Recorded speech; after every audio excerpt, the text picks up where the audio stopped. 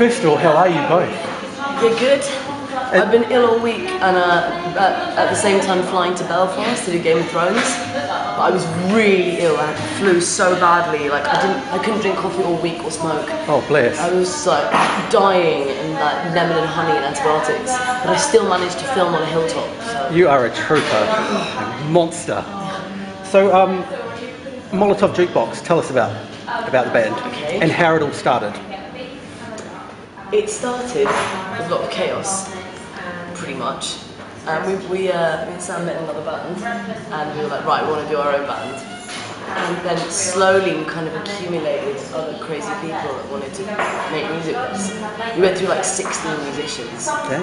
We fired a lot of them. Some of them left. Yeah. Some just left. It was hard. It's like a breakup, really. Really? Yeah, when someone leaves a band, it's like, what? No! What do you mean you're leaving? It's horrible. So that's what, like, because there's 6 of you in the band at the moment, that's like 10 breakups. Yeah. Yeah, well, some of them, like, more than, like, most of them were us going. So they were more pushed than... Yeah, you know, they didn't quite jump. But yeah, there's a couple that were really, like, a bass player and a trumpet player that really, like... Yeah, broke us. Broke our hearts, man, broke our hearts. I feel for you both. Yeah, that's, I mean, you know, we're still good mates, they're like lovely guys, but there was, you know, a period where we just couldn't talk to them at all. Like... So you've got quite a lot of, I was listening to some of the tracks that you've got videos for in that. I love the videos, I've got to say, I love the videos. There's one particular video that you do at, it's sort of like a live video, all the guys seem topless for some reason. That was our live version of Get Ready to kind of get the vibe about it coming out. It came out on the 16th? Yes, last week.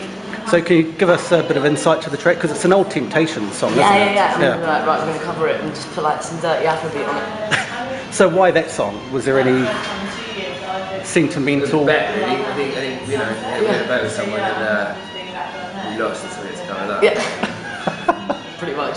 So is it going to be on an EP? Have we got an album? No, it's just going to be a single. Just a single. Yeah? It's just a kind of bit of a wild card, a bit of a tie people over between what we've been doing last, well, like the last EP and our upcoming EP that we're just putting finishing touches to at the moment. So when do you expect that to be released? When are we going to get something more? The EP will be March. Yeah, February to March. We still haven't picked a date yet, but... Fully, you know, not quite decided, but beginning of March probably.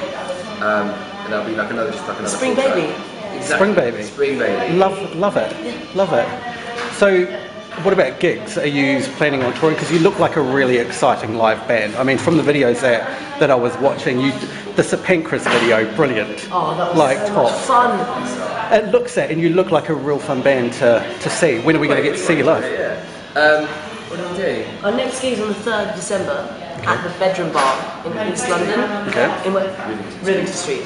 And apparently it's very cool, it's got beds in it. Club with a bed, why not? Sweet. So people can actually screw whilst they listen to music. That would be amazing. Nice, there's an image. They'd definitely wear Toblerone like a bottle of Definitely Lamborghini. Please do that. Got a Lamborghini. Nice. Strongbow. Strongbow.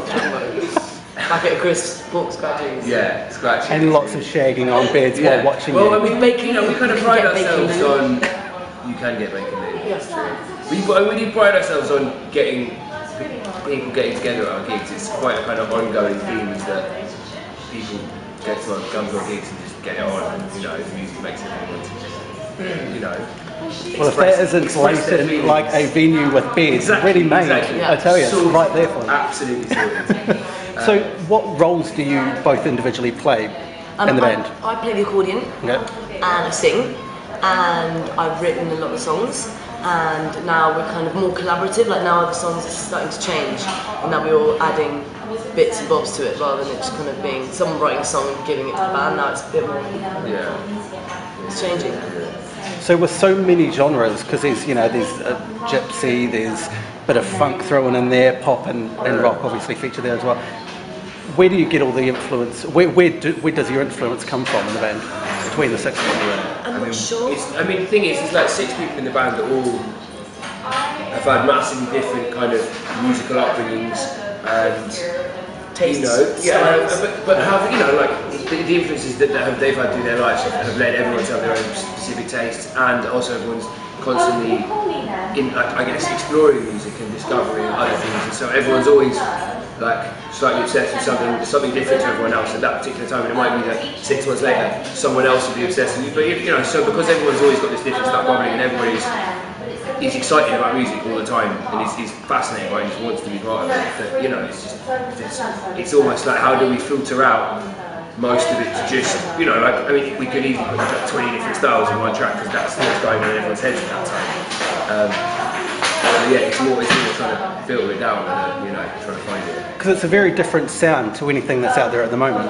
I mean, I'd like to think so. A female fronting accordion player, that's brilliant. Yeah. It's a very flattering look, I have to say as well.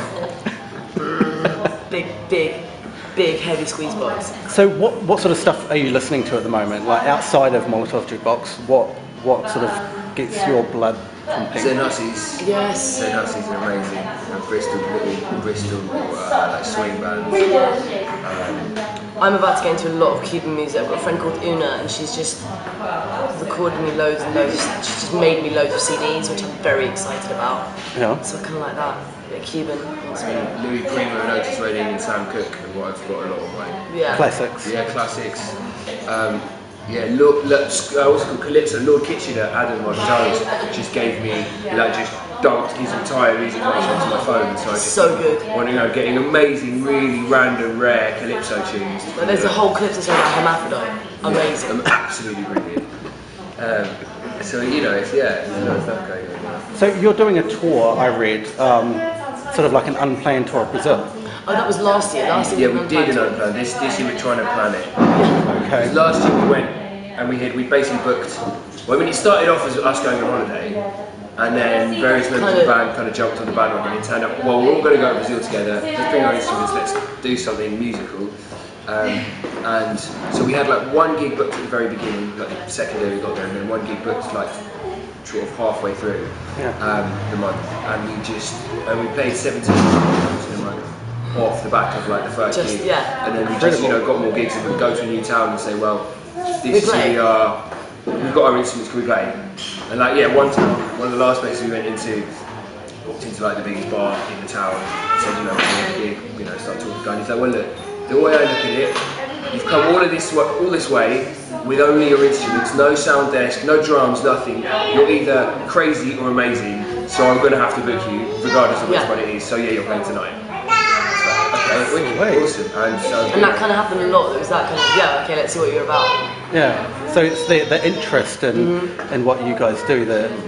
I mean, it was like, it opened up to us so much. It was amazing. People just invite us to their houses and they'll come stay with us. Come to my beach resort. You can stay for free. It's a hard life, isn't it? It was amazing. Really this year we're trying to plan it more and have like kind of specific gigs and stuff. But we're going to see next week. It's kind of more daunting in a way. To plan it all out, because this way it was just like, well, just turn up and see what happens.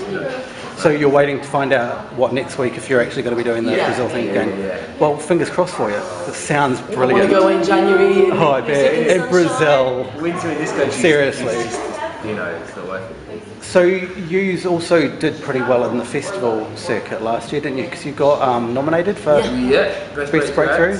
Yep. How did that feel? That was pretty epic. I mean, we were obviously epic from Natalia's reaction. Yeah, we were the kind of the most of the underdogs in the whole thing. I mean, it was us, and then people like Ed Sheeran who won it, Jessie J, and the XX and Nero, and all of these like massive, huge name people, and then us, and it was just like even just looking at that huge list of massive stars and seeing our name on it was like, wow. Yeah, so we didn't win, but in our hearts we won. It's fine. So Natalia, obviously we can't do an interview with you. My words will mix up without mentioning Harry Potter. It's obviously given you quite a bit of exposure. Yeah. Do many Harry Potter fans turn up at your gigs? We've had a few. Dressed up in No, we've had a few. There's a few. Yep. There's Manon. She's amazing. Like she's got so much love for us, and it's beautiful when she turns up. She's from Belgium, so she comes over. The missions from Belgium just comes with you. That's incredible. And in general, no, like I think online, I think there's a lot of Harry Potter people that kind of Twitter and get involved, but I think a lot of them are a bit too young to come to gigs. Oh really? Well, they're normally in clubs and pubs. Oh, and a lot of them are under 18. So how do you find is it an easy thing to do to juggle all? Because you've got so many commitments. I mean, both of you have so many commitments. How do you manage to juggle all of the opportunities I that you refer you get? to this man here.